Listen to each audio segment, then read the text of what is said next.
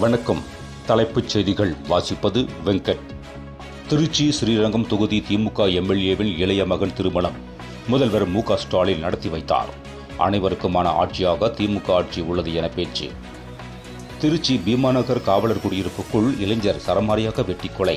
ஒருவர் பிடிபட்டார். தப்பியோடிய 4 பேருக்கு போலீசார் வலைவீச்சு. தமிழ் பற்றை பேசாமல் திராவிடத்தை முன்னிறுத்தி திமுக பேசுகிறது. நடிகை கஸ்தூரி குற்றச்சாட்டு. ஒட்டப்பிடாரத்தைச் சேர்ந்த 3 தொழிலாளர்கள் உட்பட 5 இந்தியர்கள் துப்பாக்கி முனையில் தீவிரவாதிகள் கடத்தல். தொழிலாளர்களை மீட்க தமிழக அரசும் இந்திய அரசும் நடவடிக்கை எடுக்க வேண்டும் என உறவினர்கள் கோரிக்கை. தீவிரவாத செயல்களை ஊக்குவிப்பதாக புகார். பாப்புலர் ஃப்ரண்ட்ஸ் ஆஃப் இந்தியாவுக்கு சொந்தமான ரூபாய் 67 கோடி சொத்துக்களை முடக்கியது அமலாக்கத்துறை. ஜப்பானில் விளைவிக்கப்படும் விலை உயர்ந்த அரிசி 1 கிலோ விலை ரூபாய் 12,500. இந்த அரிசியை சமைப்பதற்கு முன் கழுவ வேண்டிய அவசியமில்லை என கூறப்படுகிறது. நாடு முழுவதும் தாக்குதல் நடத்த சதித்திட்டம் தீட்டிய 3 IS தீவிரவாதிகள் குஜராத்தில் கைது.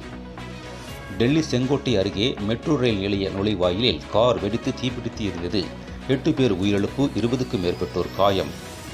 கிருஷ்ணகிரி நகராட்சி தலைவர் மீது கொண்டு வரப்பட்ட நம்பிக்கையில்லா தீர்மானம் வெற்றி பெற்றது.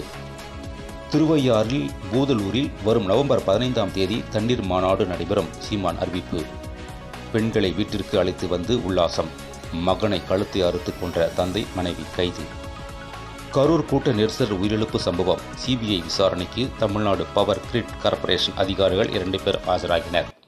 மேலும் விரிவான செய்திகளுக்கு அரசியல் ராஜ்யம் மின் இதழை படியுங்கள். நன்றி, வணக்கம்.